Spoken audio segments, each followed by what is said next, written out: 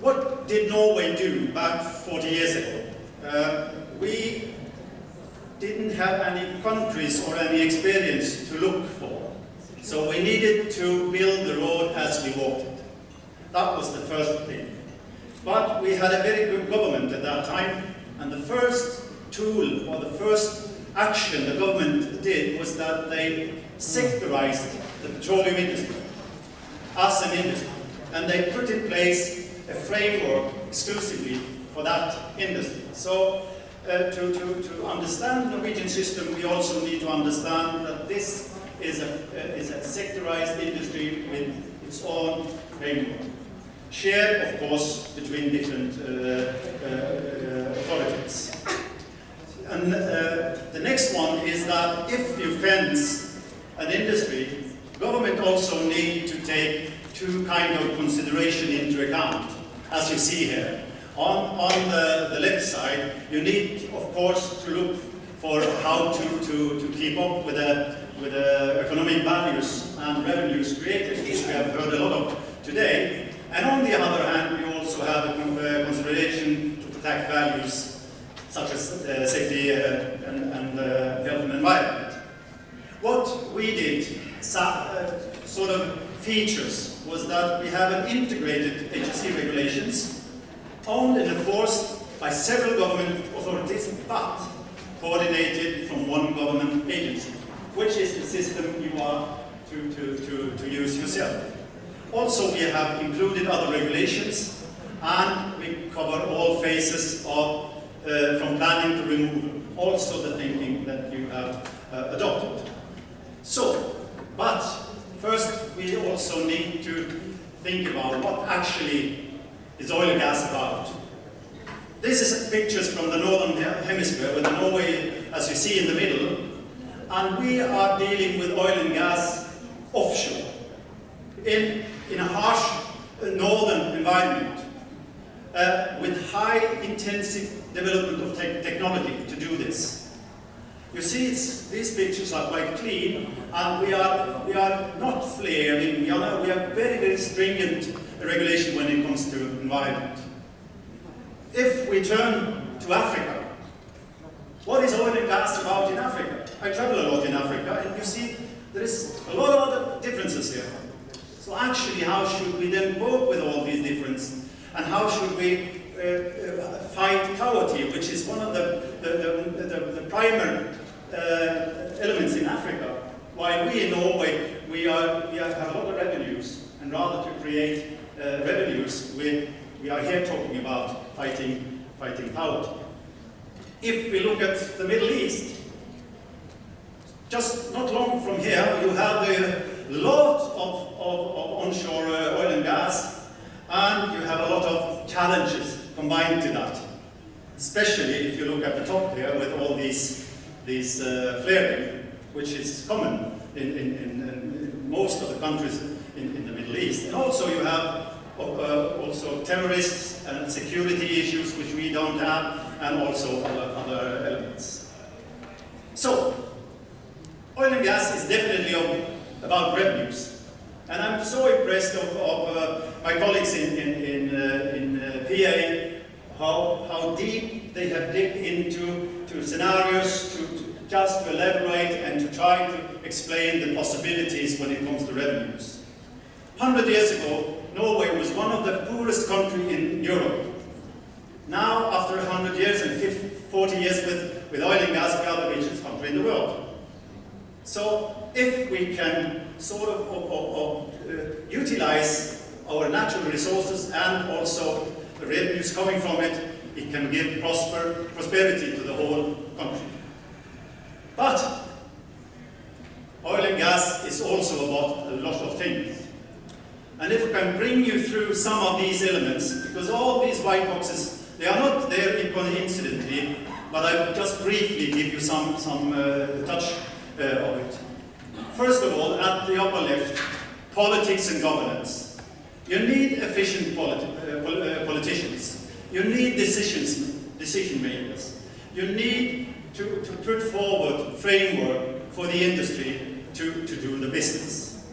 It's also about culture, religion, and values. And if we go down at the right there, it's absolutely about capacity building and knowledge. If we, in Norway, we have a very, very strong focus on bringing together all relevant stakeholders, especially when it comes to capacity building. Universities, research communities, industry, and government. All these different stakeholders should come together to achieve what is most important, to have high level of education into the industry. At the bottom also, of course, you need to have sufficient tool to follow up industry compliance, to put forward framework, and to do what's suitable for the government to have a prosperous industry. But all this is interlinked, and you can't do a lot of things in one sector if you don't combine all these things. And my experience from going around the world, there's one advantage when I look at Lebanon. You have a lot of bright-minded people. You have a lot of educated people. So if you can bring this intellectual capital into the business, I think that would be very fruitful for you. So, how do we like to associate oil and gas? This is a nice platform in the North Sea, run by the national oil company, Statoil. You see the sun is here, and it's quiet on the sea, and everything seems to be very, very nice. We could take it even further. This is a never-ending story in the sunset. But, unfortunately, oil and gas is also about risk. A lot of risk. And if we look at history, global oil and gas is heavily influenced by major disasters. Like this one. This is the Norwegian big disaster back in 1980, Alexander Kielland, and you see that the rig at the right there, one of the leg broke and it capsized and turned around, and 123 people died. This gave Norway as a country a shock, of course, because losing so many people working in this new sector was a disaster. If we go to the UK, Assem had a picture of the Piper Alpha from 1988. 167 people died, and it also created waves into the UK government. And also they renewed their whole thinking towards how to regulate oil and gas. And they ended up with a slightly similar system to Norway. They call it the safety case. If we look at this, from India, Mumbai High North. If you can see burning at the bottom right there, it was a vessel slightly moving into the platform, and it hit a riser, and it exploded. And after 50 minutes, it looked like that. Some 3-4 days later, it looked like that. As you obviously see from these pictures, we can't live with such a disaster. It's impossible. So we need to regulate it. From a government point of view, we need sufficient framework conditions to prevent such things to happen. From the international research community, these are the conclusions they have so far come up with. Lack of understanding of implication, poor risk management, lack of capacity and capacity building, lack of adherence of procedures. We need a lot of attention into these issues to run our business prudently. So, to follow oil and gas, we need government instruments. My position is from the government perspective. Establishment of institutional governance arrangement, appointing competent licenses, and the framework. These are the three basic. And if I look to Lebanon, I see you already in the process of establishing institutions. You have, in fact, and I'm around the world, and I'm amazed that you have attracted all the big players, all the big oil and gas companies. They are attracted to your areas, and that is a huge achievement for a newcomer like yourself. And you are also in a process of making up secondary level of legislation to meet or to follow the players. So, just a brief historical review from Norway. We had what I call the paradigm shift in 1985. We opened up the first oil-producing field, which I will show you in a moment, started in 1972. We had more than 200 fatalities from 1972 and up to 1985. And after 1985, we have less than 10. So what on earth have happened? How come that we could go from that disastrous figures and down to such a small figure? At the top, you see we had different kind of settings, but mainly we have had the same basic arrangements with one appointed agency. First NPD, so NPD, and now back in 2004, we have separated those two, even though we live in the same building and we are very interlinked. So that is, and then also we put in place new framework and also, very, very important, a new petroleum law. In fact, the very first petroleum law. And remember I said we was working the road as we walked it, and it took us 15 years to develop the first petroleum law. So, back again to some basics. We need to be very consistent when we split up what is business and what is governance. And also, you see, I have a stippled line. I don't know if there are any member of parliaments left, but we need the politicians to stay out of the professional governance. They should not interact directly in the forum, because that is governance matter, a professional governance, of course. We also need to find the right approach. Should we use police approach or should we use more facilitator? When I came from the airport, the taxi driver told me that here in Lebanon, normally if we can, we will drive on red light. And I said, yes, that seems to be something going on everywhere. But then I asked him, what about if you put a policeman in that junction, what will happen? Well, can you make a guess here? I will guess that 90–95% then will stop and wait for the green man and then walk. If you remove it again, well, we are up to lazy habits. So, to do the police approach could be very effective in some cases. But we can't put policemen all over. That's impossible. Especially not into the complicated oil and gas industry.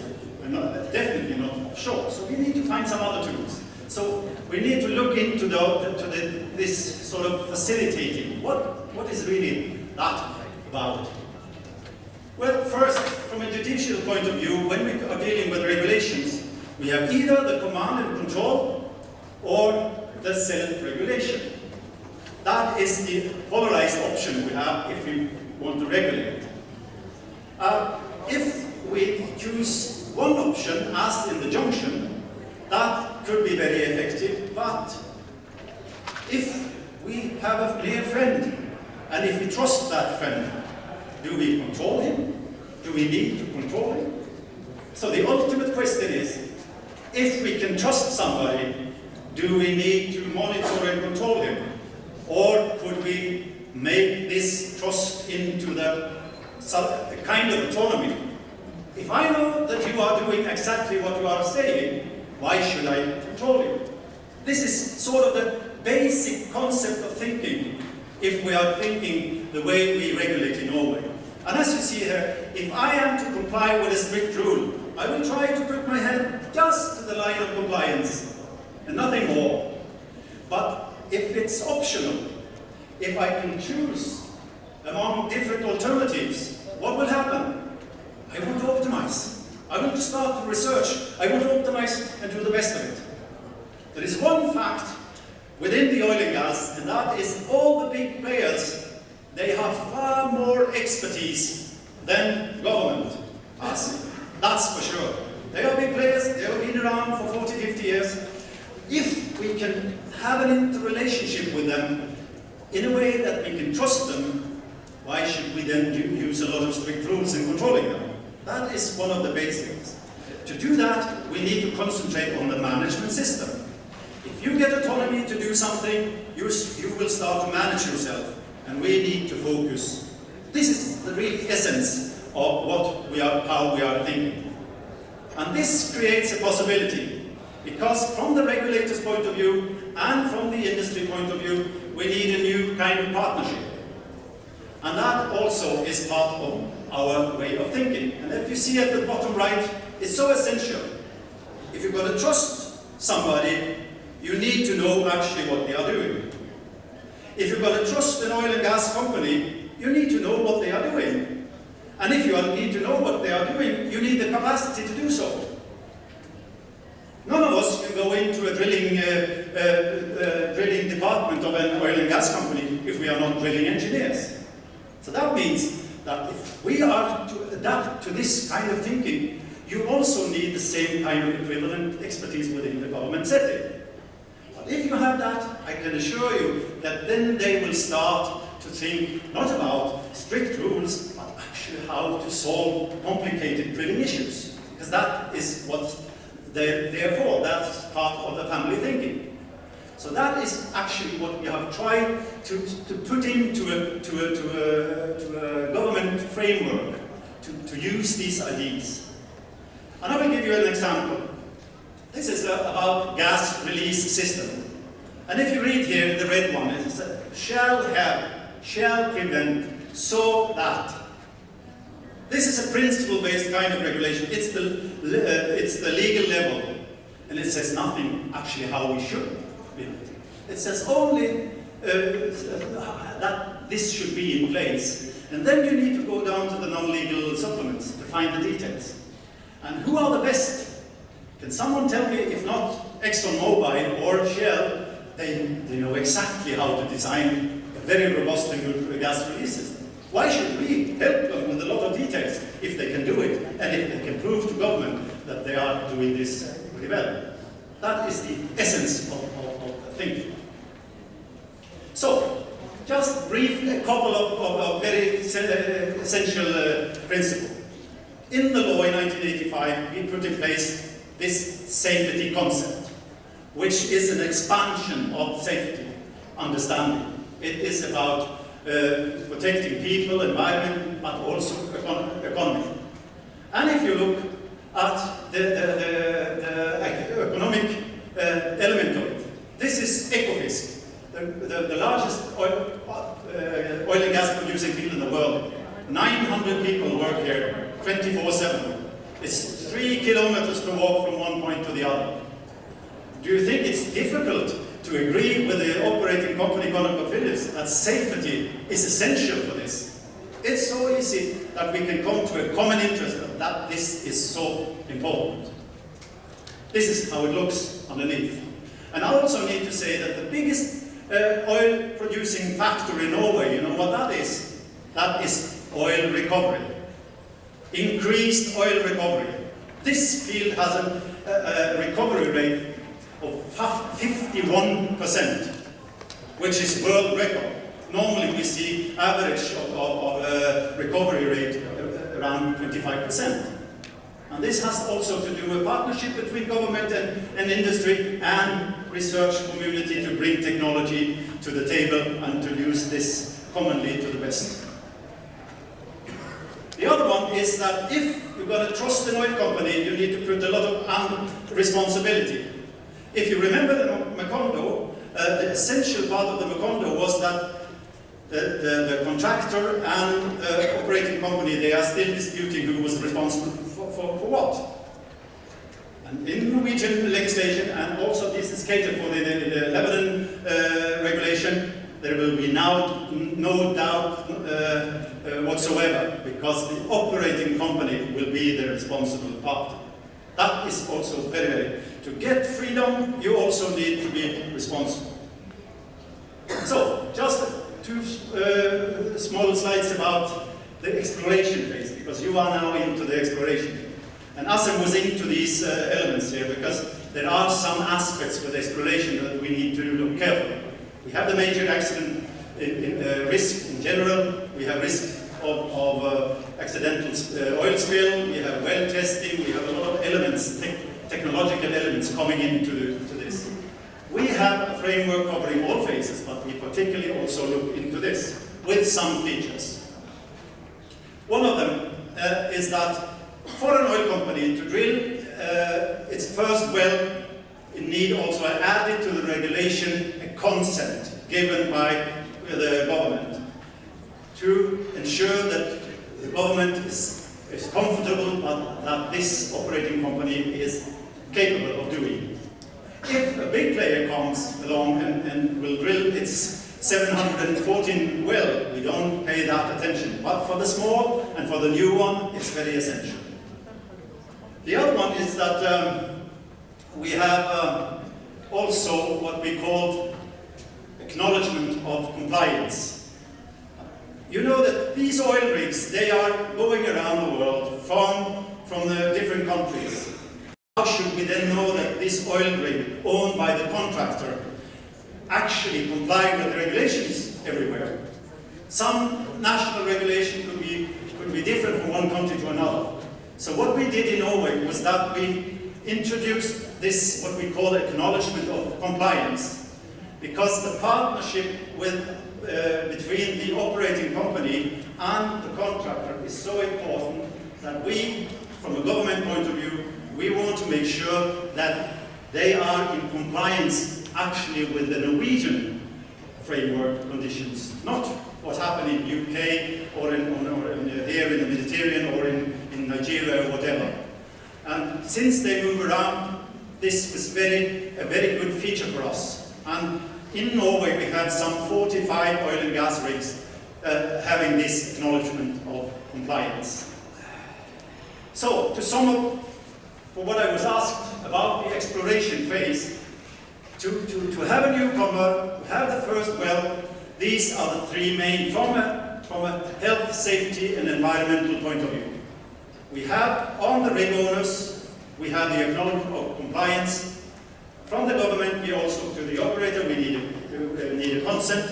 And also my friends from the environmental directorate, they will give permits when it comes to environmental issues. So that was hopefully what I intended to say. Okay? Thank you. بس قبل ما ننهي هالجلسة في عنا سؤال يبدو سؤال يتيم كان عن هالمحاضرة أستاذ معتصم نايم. فيما عدا دراسة التقييم البيئي الاستراتيجي، هل تنوي هيئة إدارة قطاع البترول القيام بدراسات مفصلة حول نوعية الهواء والتنوع البيولوجي؟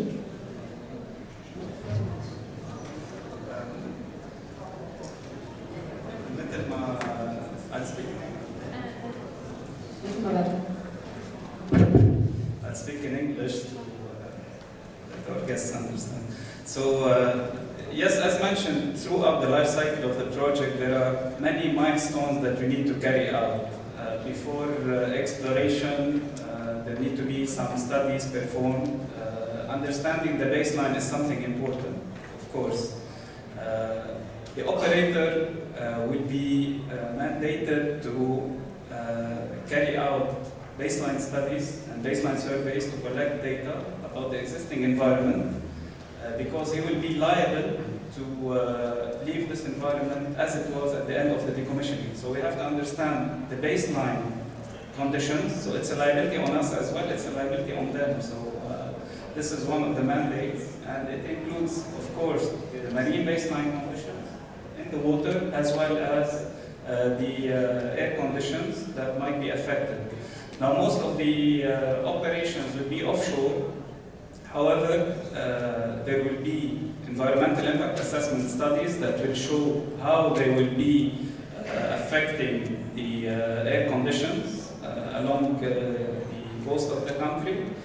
They will be carrying modeling if needed, as well as they have to perform all the studies related to the water pollution, water quality pollution, dispersion modeling, so that to prove that their activities are not affecting other environments and are within acceptable limits. On a national level, Lebanon, as mentioned, we have a lack of data in the existing biology of the marine environment. However, we have some difficulties or challenges because we are dealing with a deep water environment ranging from 1,500 to 2,000 meters, and these surveys require also specialized tools and equipment to be used to collect data needed. So these aspects will be addressed accordingly. في مثلا من يراقب عملية مثل ما تفضل مستر بيك انه الامتثال، يعني من يراقب عمل هذه الشركات بالاضافه لقيود العقود مثل ما تفضلت الداتا والتزام وغيرها، هل من هيئه ام انه هي رح تكون مناطه بهيئه اداره النفط؟ مثل ما حكينا بالبرزنتيشن في كذا جهه معنيه بامور البيئيه، في وزاره البيئه هن المسؤولين عن المراقبه، وزاره العمل هن المسؤولين عن مراقبه سلامة العمال، في وزارة الصحة كمان معنية لأنه راح يكون في مراكز صحية على البلاتفورمز للحالات الطارئة، بحسب الاختصاص راح يكون في مراقبة من الوزارات المعنية، واللي عم نعمله بلشنا فيه امبارح كان في تريننج مع الوزارات المعنية في القطاع. شكرا أستاذ عاصم. مستر بانك سوري، شكرا استاذنا. وفي عندنا الندوه الثاني او السيشن الثاني هي بعد في عندنا سؤال. في سؤال ثاني، في سؤال انطرح عن انه في استكشاف وعمليات انتاج بالدول المجاوره مثل قبرص، اذا صار في اي تلوث شو التاثير على لبنان وكيف ما نتعاطى معه. هذا موضوع كثير مهم واكيد نحن لازم ننتبه له كهيئه اداره قطاع البترول وكوزاره البيئه. اكيد قانونيا يمكن الجهه المسؤوله الاولى هي المشغل بالدوله المعنيه، وهن المسؤولين يعملوا المكافحه المطلوبه لاي تلوث نفطي بيصير. انما على ليفل اكبر الدوله هي المسؤوله تجاه الدوله الثانيه، ومثل قبرص ماضيين معاهدات العالميه بهالموضوع. قبرص ماضيين بروتوكول برشلونه كمان اللي بيلزمهم انه يكونوا مسؤولين تجاه اي في حال اي تلوث حصل. بالاضافه لهالشيء نحن في عم نعمل مبادره مع الابارصه والدول المجاوره لسوريا يعني بالمستقبل بخصوص وضع الخطه لمكافحه اي تسرب نفطي بيصير من عنا او من عندهم، لانه ممكن التسرب يروح لعنا او يروح لعندهم. بس بيبقى الخطر عنا كمان من الناحيه الاسرائيليه.